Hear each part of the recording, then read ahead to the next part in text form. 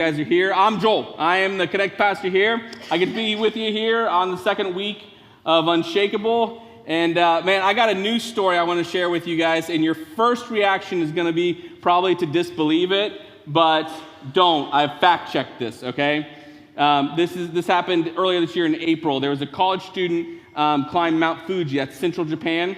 He gets about 10,000 feet up. Gets high altitude sickness. Not that abnormal. He has to get airlifted off of the mountain.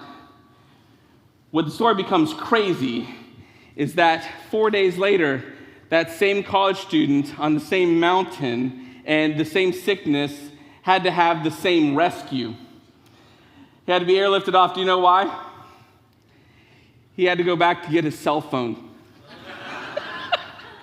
That's the kind of hopeless determination that we're talking about right here in this series called Unshakable.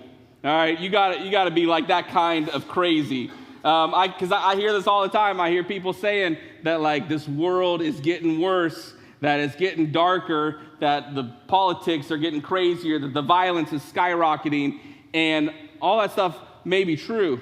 But this is the encouraging thing we got to know from us this morning is that when it is darker outside, that is when the light inside of you shines brightly. In fact, this has always been the plan. You've always been intended to be a light in a dark world. A city on a hill cannot be hidden. We're not supposed to hide our light under a lamp or under a bowl, but we're supposed to put it on a lampstand so that it gives light to the whole house.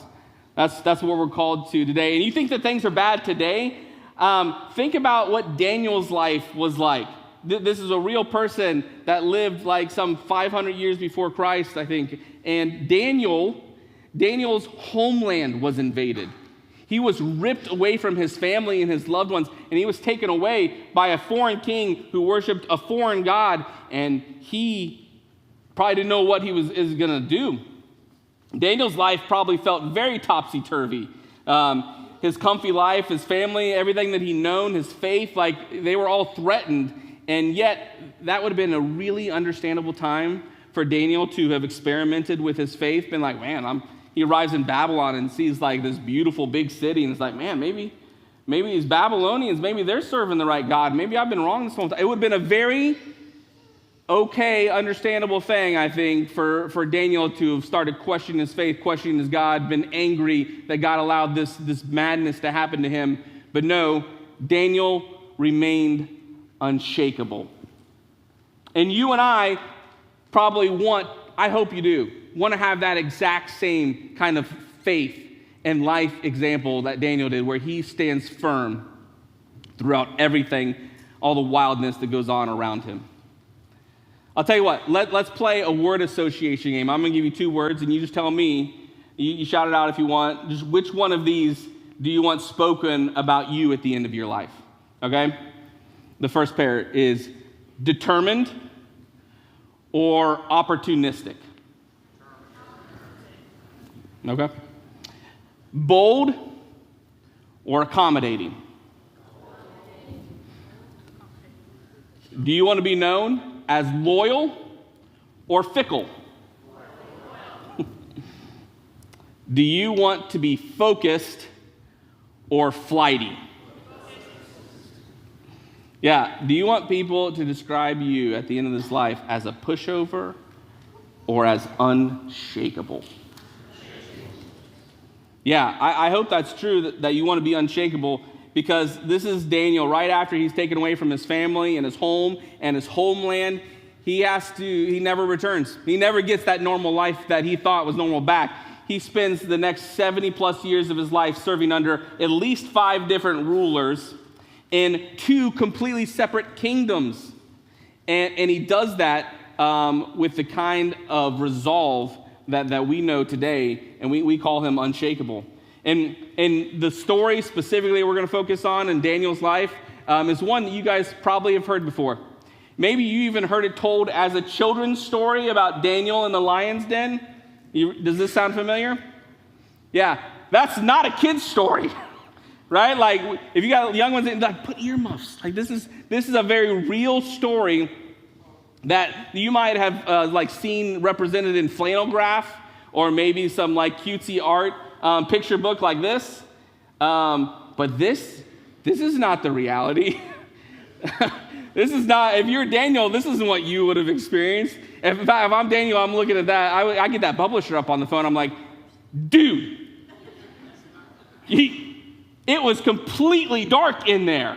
I could smell those lions before I saw them, and their growls, they were blood-curdling. I'll tell you what, give me your address. I will bring the lions over and put them in your bedroom and see how you like it. And I'd hang up on them. No, in that example, like Daniel's got an anger problem, and I'm sure I'm wrong about that. No, but like this is the reality of Daniel's situation. During his whole time in this foreign land, he served without distractions. There were plenty, but he wasn't sidetracked by them. Look, this is how it's described in Daniel chapter 6. Starting in verse 1, it says, it pleased Darius. This is the current ruler that Daniel is serving under. Darius. It pleased Darius to appoint 120 satraps, like mayors maybe, to rule throughout the whole kingdom, big kingdom. And then he sets 3 administrators over top of them, one of whom was Daniel. And the satraps were made accountable to them so that the king might not suffer loss. And now Daniel was so distinguished amongst the administrators and the satraps, by his exceptional qualities that the king planned to set him over the whole kingdom. That is the kind of example that Daniel leaves. That is incredible. And this is not the first time that we have seen a foreign-born young devotee to God serving with such distinction that he gets put over the entire kingdom. See Joseph in Egypt, right? But Daniel is here. He's an outsider, both religiously and nationally, and he's an outcast. But yet he served Darius in a way that Darius wants to put him over the whole kingdom. It's because Daniel had distinguished himself. Daniel worked hard. He gave such great advice. He was loyal. He had the kind of wisdom that only comes from being rooted in God. That kind of wisdom doesn't come from the world. You can't get it from self-help books. It comes from being rooted in God, and that's the kind of life that Daniel lived. And so it pleased Darius to put him over top of that. You'll see this all throughout Daniel's life. If you were here last week, you may have touched on the story about how Daniel, when he first arrives in Babylon, Daniel sees all this probably delicious-looking food laid out before him. It was the king's food. And the problem was, it didn't fit in his religious diet. And so instead of just bowing down and saying, well, this is what they're feeding me, this is all, I don't have a choice, God, so I'm just going to do this and ask for forgiveness. No, he goes to the administrator and is like, hey, can we get a special diet, just fruits and vegetables? And the guy's like, I can't do that, I'm responsible. You guys have to stay strong, and I get held accountable for that. And Daniel's like, hold on. Let's put it to a test. Just let us have what we need for our religious diet, and then we'll see at the end of 30 days. And sure enough, not only were they as strong, Daniel and his crew were stronger. That's the kind of way that Daniel just doesn't bend to what's going around him. He bends what's going around him to fit his faith and the life that he's already been planned for. God is looking for the kind of people who will serve with that kind of distinction. Look, Paul tells the church in Colossae this in Colossians 3. He says, servants, do what you're told by your earthly masters and don't just do the minimum. Is this the way that some of our jobs could be described some weeks? Don't just do the minimum so you'll get by. Do your best. Work from the heart for your real master, for God, confident that you'll get paid in full when you come into your inheritance. That's working from the heart. Maybe you work just in your home, and maybe even if you have a job outside, you serve in your house with your family. You got chores to do, you got stuff to upkeep, you have time to invest in. Are we trying to get away with the bare minimum so that we can keep as much of ourselves as we possibly can, or are we working as if everything that we do we're serving God? Where's your heart at when you're at work? Is it counting the minutes until you free? Are you daydreaming? Or are you thinking about ways that, man, I want to bless this company. Like they trusted me with this position. I want to give them what they deserve. I'll tell you a real easy way to like calculate this is like, are you doing something on a daily basis that you know no one is going to see? Like no one's going to notice. But it's the right thing to do?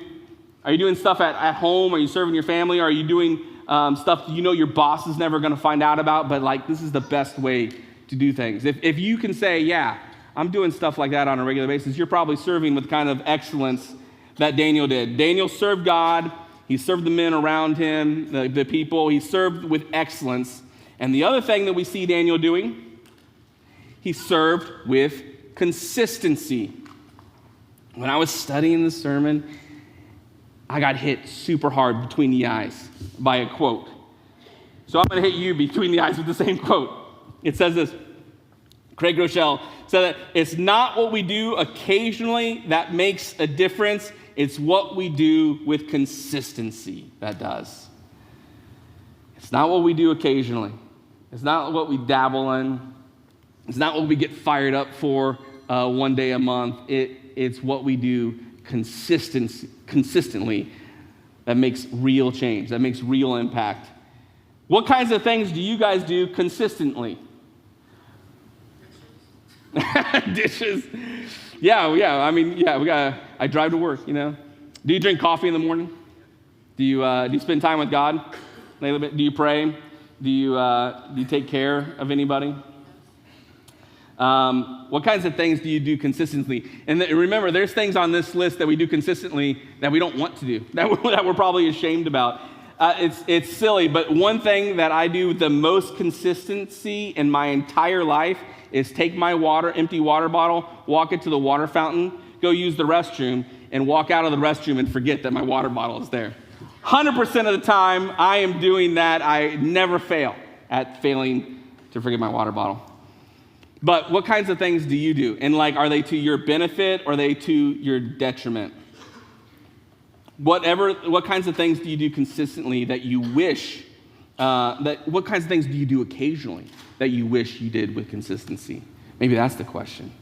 Like, what do you like try out, but you need like friends to be around you and hold you accountable? Like, what kinds of things do you do occasionally that you wish were consistent parts of your life? Because it's the things that we do consistently that will make a difference. This is what we see in Daniel's story. It continues that at this, the administrators and the satraps, when they found out that Daniel was going to get appointed, they tried to find grounds for charges against Daniel in his conduct of government affairs. But they were unable to do so. They could find no corruption in him because he was trustworthy and neither corrupt nor negligent. So finally, these men say, we will never find any basis for charges against this man Daniel unless it has something to do with the law of his God.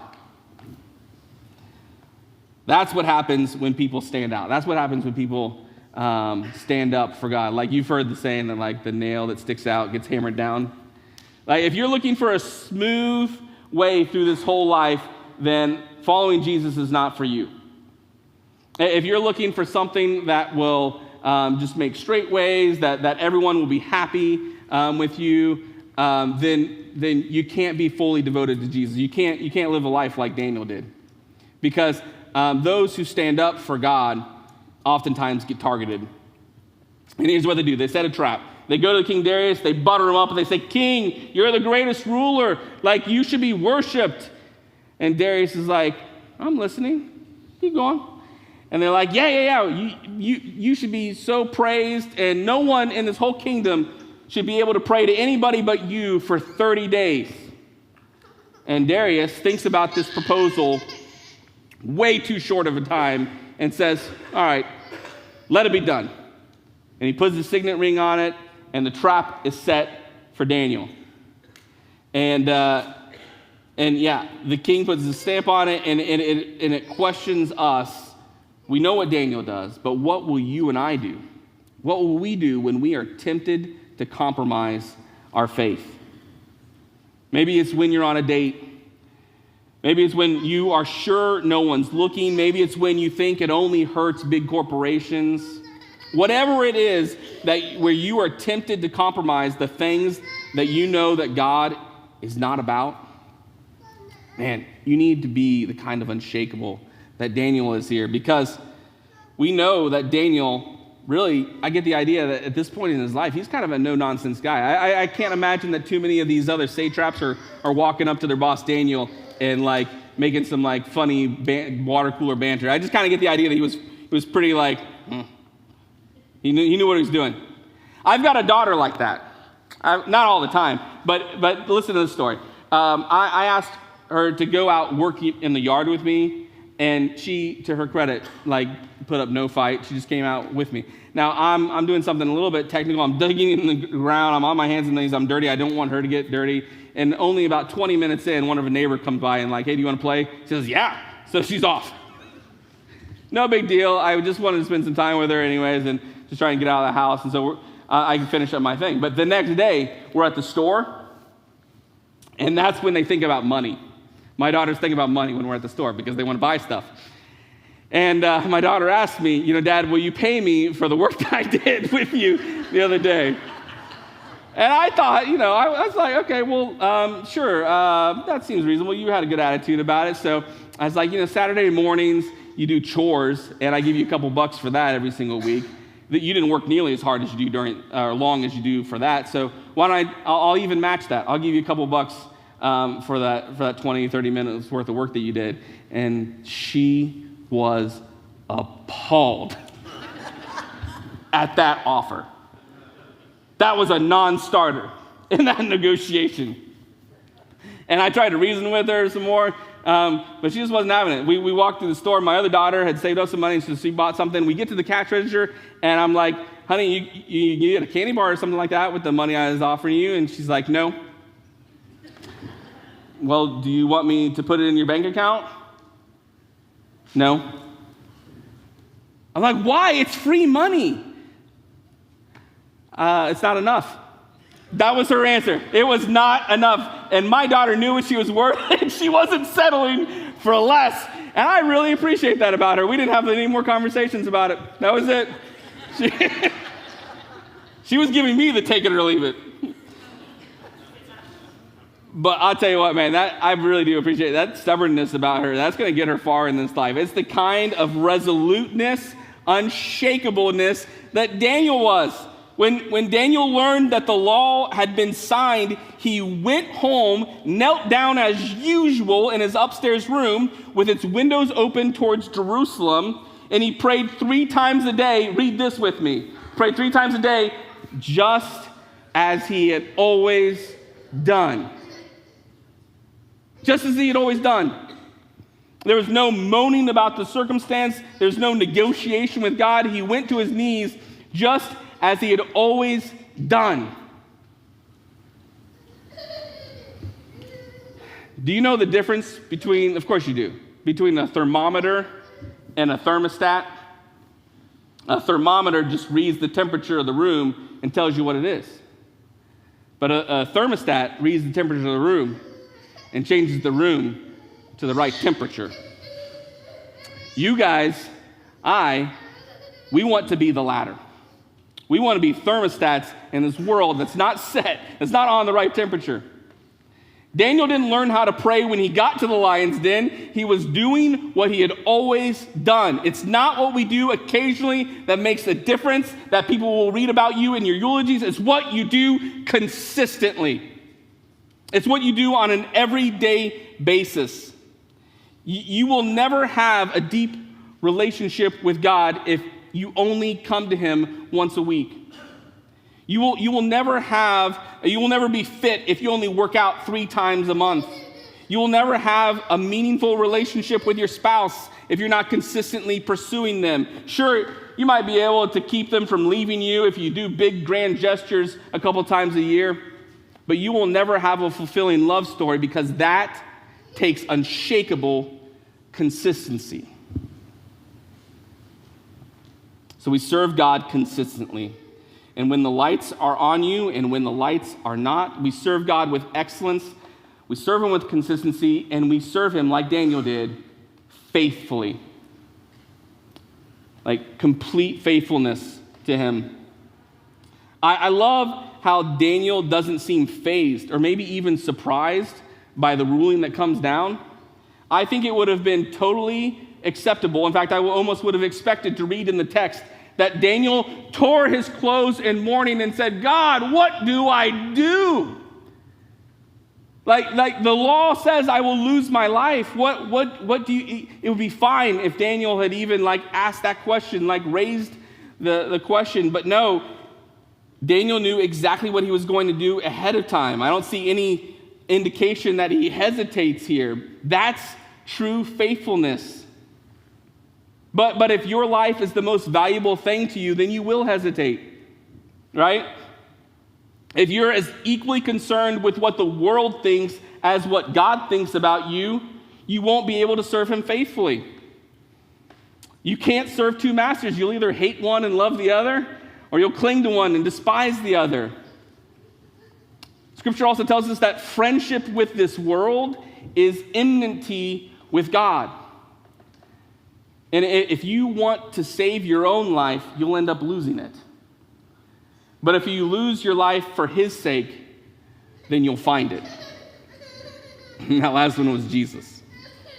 And he means it. He doesn't mean it just in the martyrdom sense that you have to die, you have to actually die in this life. No, he means you have to give up the vision and the version of your life that you had and meet what he wants for you. That's how you really save it.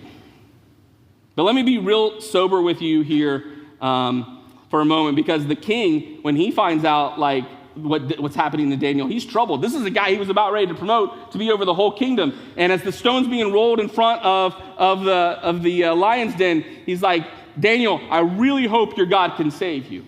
And then that night, the king refused entertainment. He didn't eat. He didn't sleep well. And the text doesn't say this, but I'm pretty confident that Daniel slept better, snuggled up to some hungry lions, than the king of Persia slept in his royal palace. Because that's what faith can do. And make no mistake about it. Like I said, this is not a children's story. This could have ended differently. Daniel didn't know. He just knew he was going to serve God if God saved him, and he was going to serve God even if he didn't. The story could have easily been that Daniel was thrown in the lion's den, and the lions devoured him. I know this because not much more than 500 years later, there was a leader of the early church who served the same God as Daniel. And he had a really cool ancient Greek name. It was Polycarp. And Polycarp is found and captured during one of those times that the Romans had gotten sick of how popular Christianity was and how much it was messing with the Roman order and worship of things. And so they tell Polycarp, look, you got to recant. You got to say that Jesus is not Lord, or else we're going to kill you. We're going to burn you at the stake. And this is Polycarp's response. He says, 86 years I've served him, and he's done me no wrong. How then can I blaspheme my king and savior? He says, you threaten me with a fire that burns for a season and after a while is quenched, but you are ignorant of a fire of everlasting punishment that's prepared for the wicked. And he turns his head to the sky and he says, I bless you, Father, that you've judged me worthy of this honor, so that in the company of the martyrs I may share in this cup of Christ. And then they tied him to that pyre and they lit it on fire. And Polycarp died. This could have gone differently. But what it means to be unshakable is that earthly result is not what changes things. It is not the way that we judge or we determine our actions, because we are serving God with excellence and consistency and faithfulness. And what happens when we do those things? What happens when we serve God faithfully? Oh man, I'm so glad you asked. Because God gets all of the glory, and he can do such incredible things. Just look in Daniel's story. What happens is Darius' response when he finds out the news that Daniel had survived the night, the king was overjoyed, and he ordered that Daniel be lifted out of the den, and then Those lions don't go hungry. Don't worry about them. They get fed the people who had set the trap for Daniel. So they still got to eat. And more importantly, the king is so moved by the fact that Daniel survived this night that the king decides that he's going to send out a proclamation to his entire empire saying the God of Daniel should be worshiped and feared. And like he just overrides the thing that where everybody's supposed to be praying to Daniel, and he's like, no, I get it now. The God of Daniel should be worshiped and feared. And this is what the empire looked like. Like, we're not talking like some dinky little, this is like big. This is proof of how when you serve God, like what the enemy intends for evil, God can turn for his good. Amen? This is how powerful our God is. Daniel served for 70 years under 5 different rulers in 2 different kingdoms, and he served with excellence. He stood out. He served consistently, not in short bursts, and he served God faithfully, and it's because of that God got all the glory. That even in Daniel's like outcast kind of position, God moved in the entire kingdoms. And look, it's easy to get consumed in news cycles and the darkness that really is around us, but church, it's when it's the darkest out that you and I shine brightly. It's when that happens that, man, the world is looking for those right answers because they know that the darkness is dark. The God that you and I and Daniel serve and Polycarp, man, he is bigger than all of these circumstances, and we even get a reminder of that. In Daniel chapter 2, it says that he controls the course of world events. He's the one who removes and sets up kings. You serve that God. You serve a God who is in control of the whole world. And it is that God's foundation that you and I need to be set upon if we are going to be unshakable. Amen? Let's talk to that God. Father, we are here. We are so thankful for your word. We're so thankful for servants like Daniel and Polycarp and the things that you can do throughout all the course of history that you're still doing today in our lives. And yes, things are dark. And we feel like we are consumed by it, but no, you've actually set us up. We are your instruments, God. Help us as we exist here and go out into that world, God. May we keep focused not on the work that our jobs have, but the work that you have for us, Father. That there is a harvest that is coming that you want because you have paid the ultimate price to redeem this world, God. Help us to be a part of that. We want to give our lives for that. God, would you guide us and teach us and encourage us with each other? God, we thank you